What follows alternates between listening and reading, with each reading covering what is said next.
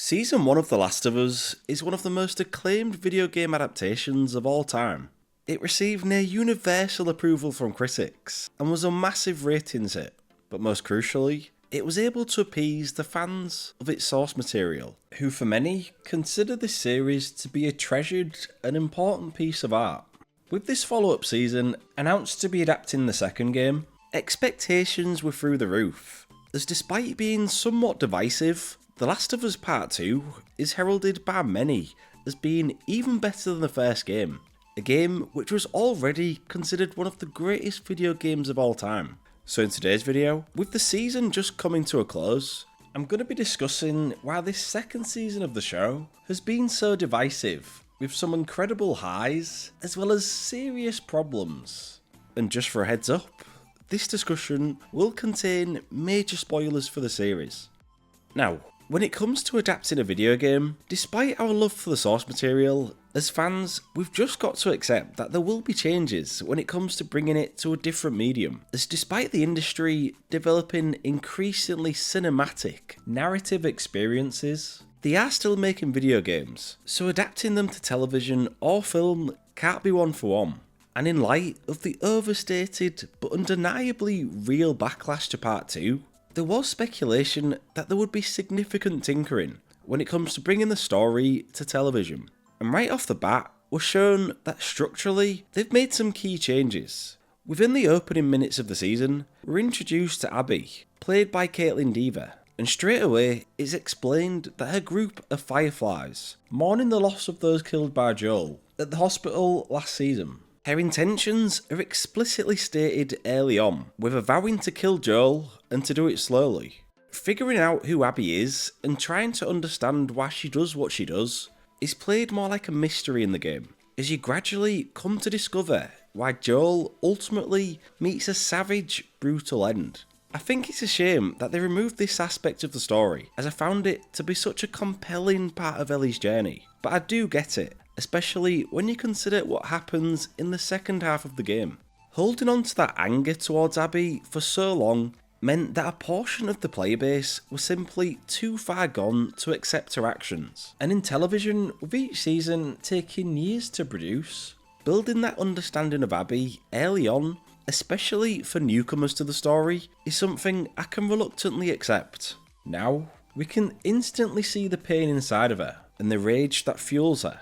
With Pedro Pascal's star power rising over recent years, there was some quite frankly ridiculous suggestion that Joel would survive until the end of the season, to keep him in the show for as long as possible, which could never happen, as it's literally the inciting incident of the story, and thankfully they don't drag it out, as he meets his demise in episode 2, which is without doubt one of the best episodes that the show has ever produced. Having scouted out Jackson from afar, Abby accidentally awakens a horde of infected, leading to an anxiety-inducing encounter that had me on the edge of my seat. This section of the game is absolutely terrifying, and they really do it justice here. The sound design and score are simply immense. It truly helps to build that feeling of dread and terror. Abby fights for her life, but the infected overwhelm her, so when Joel randomly saves her, she can't believe her luck, and she lures him and Dina to an abandoned lodge where her and her friends have been staying. At this point, Jackson is attacked by a horde of infected, leading to an incredibly intense and crazy battle that felt reminiscent of peak Game of Thrones. It's a fantastic production that must have cost HBO millions to produce. Watching Tommy fight the bloater was horrifying and visceral in a way that few shows can make you feel.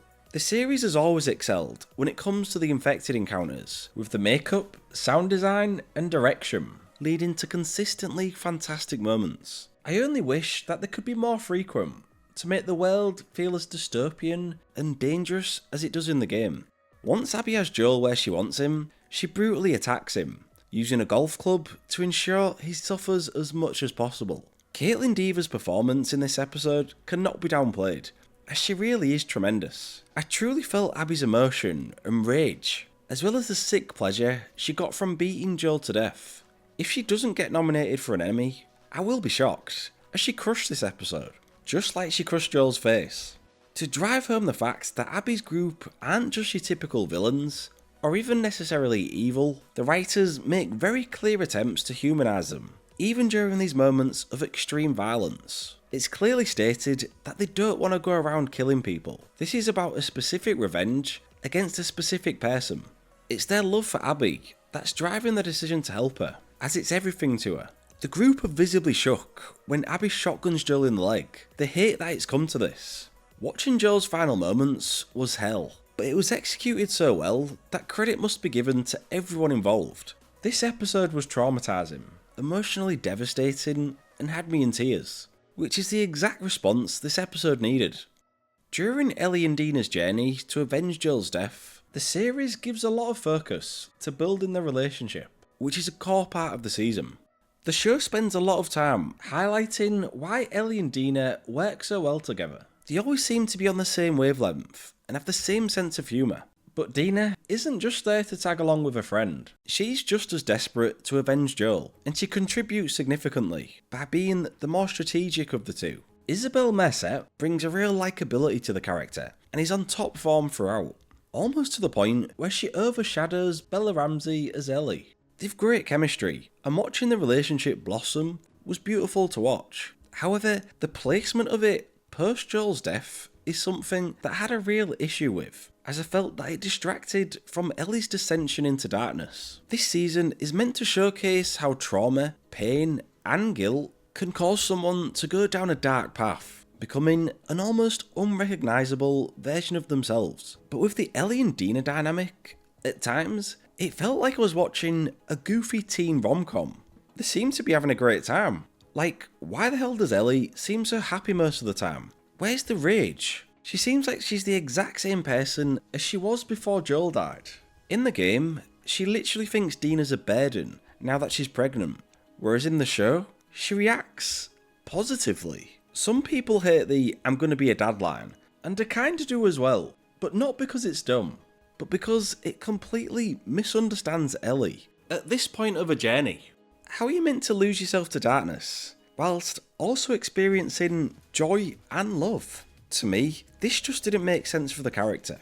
Because of this, seeing Ellie brutally attack Nora at the end of episode 5, it just feels like it came out of nowhere. Bella Ramsey is brilliant in the scene. She's able to convey the dark turn so well with just the facial expressions, but the writing hasn't helped her at all in terms of her characterisation, but also when it comes to a journey. Her torturing Nora doesn't feel built up to. In the game, she's gone through so much just to get to this point, and the violence has increased to the point where it feels like the next logical step, where you start to actually feel scared of a character you love. I mean, by the time Ellie kills Nora, from what I remember, she's only killed one wolf in self-defense. I wanted to see her gradually spiral into this violent, angry, and borderline unrecognisable character.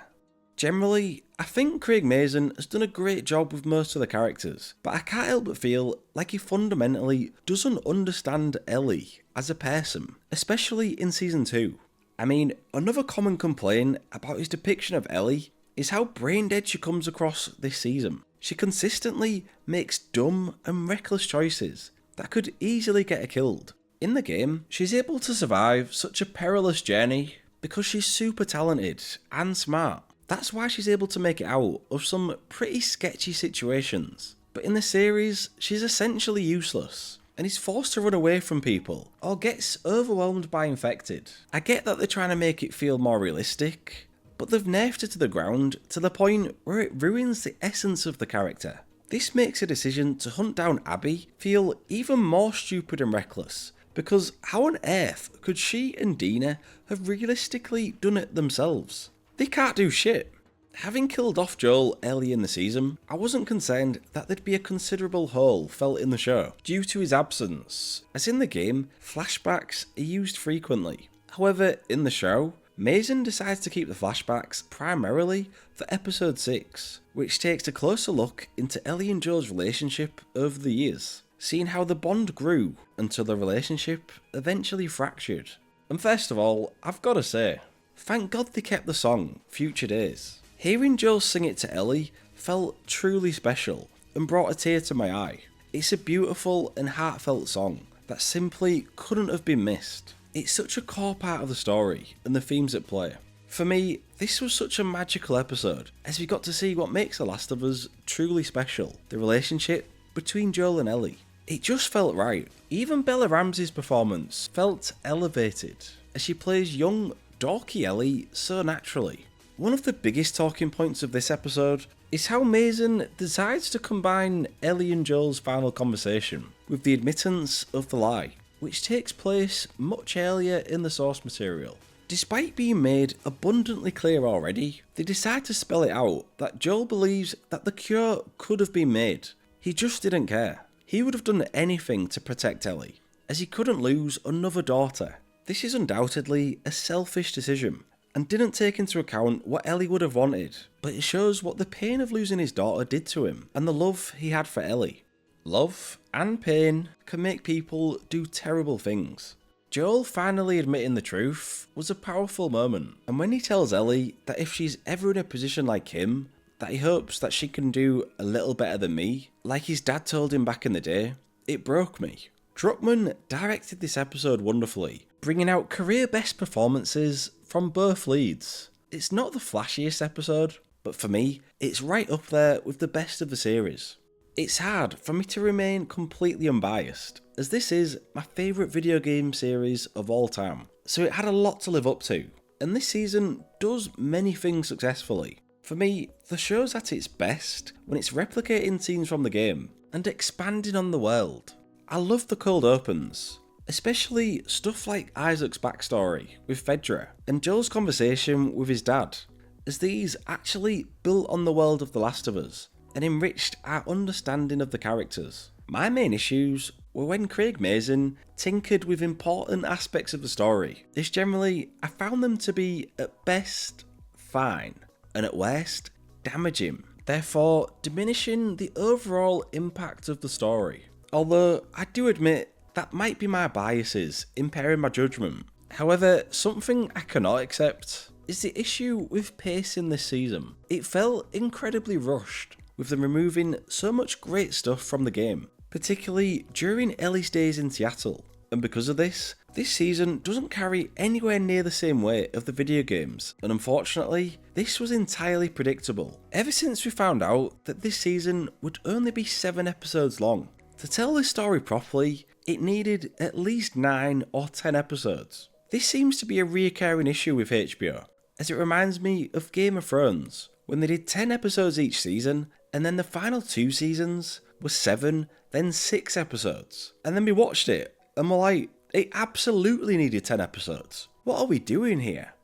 Despite the flaws, I did appreciate The Last of Us Season 2 quite a bit, so it gets a thumbs up from me, as it's certainly worth watching. There's so much excellent stuff on screen, which I think will work a lot better if you haven't played the games. But as I have, I am a little bit disappointed, as it had the potential to be top tier television.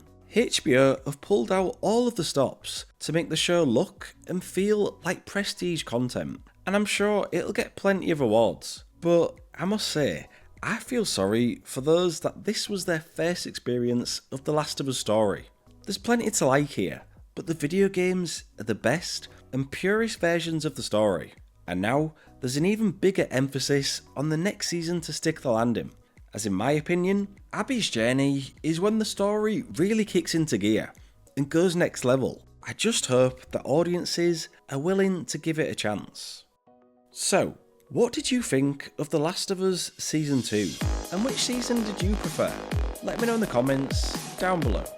Thank you for watching, and if you enjoyed the video, leave a like and subscribe for more.